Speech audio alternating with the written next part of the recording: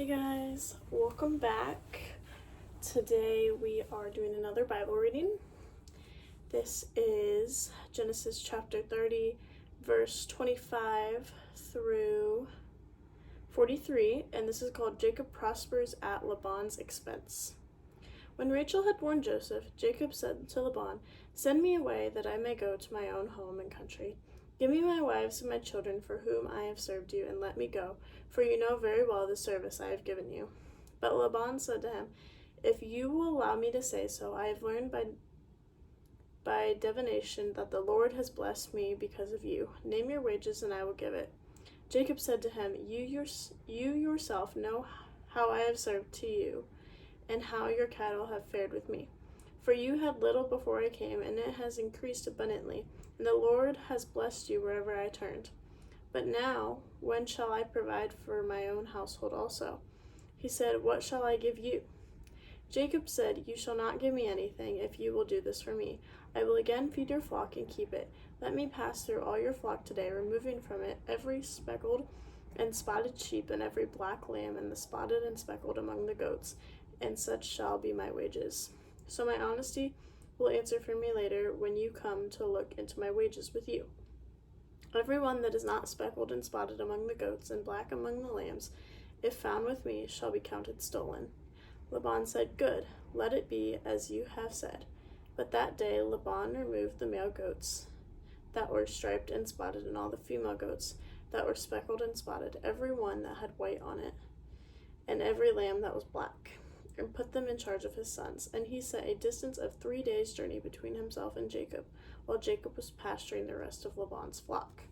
Then Jacob took fresh rods of poplar and almond and plane, and peeled white streaks in them, exposing the white of the rods. He set the rods that he had peeled in front of the flocks in the troughs, that is, the watering places, where the flocks came to drink. And since they bred when they came to drink, the flocks bred in front of the rods, and so the flocks produced young that were striped, speckled, and spotted. Jacob separated the lambs and set the faces of the flocks toward the striped and the completely black animals in the flock of Laban. And he put his own droves apart, and did not put them with Laban's flock. Whenever the stronger of the flock were breeding, Jacob laid the rods in the troughs before the eyes of the flock, that they might breed among the rods. But for the feebler of the flock, he did not lay them there. So the feebler were Laban's, and the stronger Jacob's. Thus the man grew exceedingly rich. He had large flocks, and male and female slaves, and camels and donkeys. Okay, so as we learn from this, Laban wants to go away.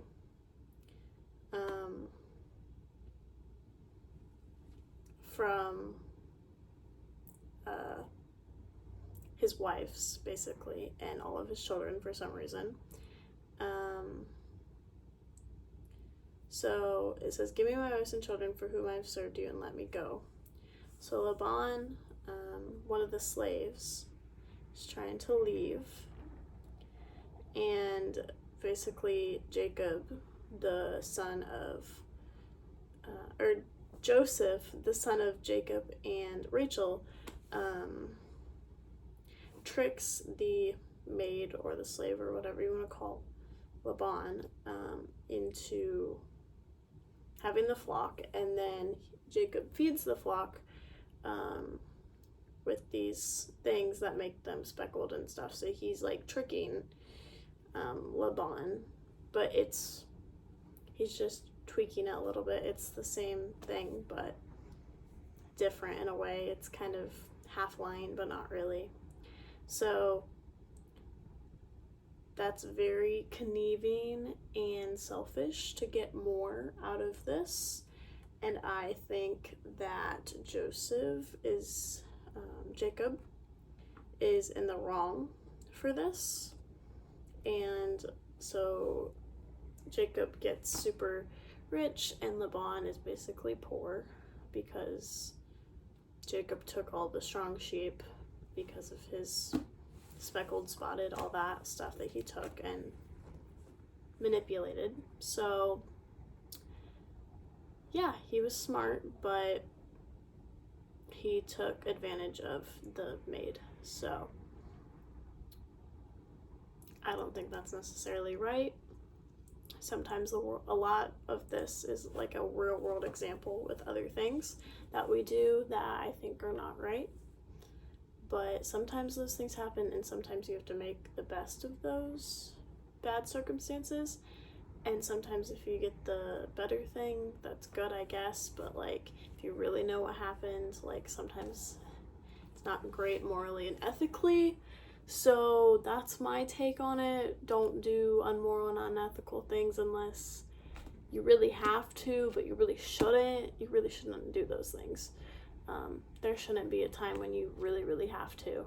Of course, there's always different circumstances, but you shouldn't do the unmoral and unethical thing unless, of course, God tells you to do that, which maybe it would have to be a very special case for things like that. But tell me what you guys think. Let me know all those things. And I will see you guys tomorrow. Bye. Have a great day.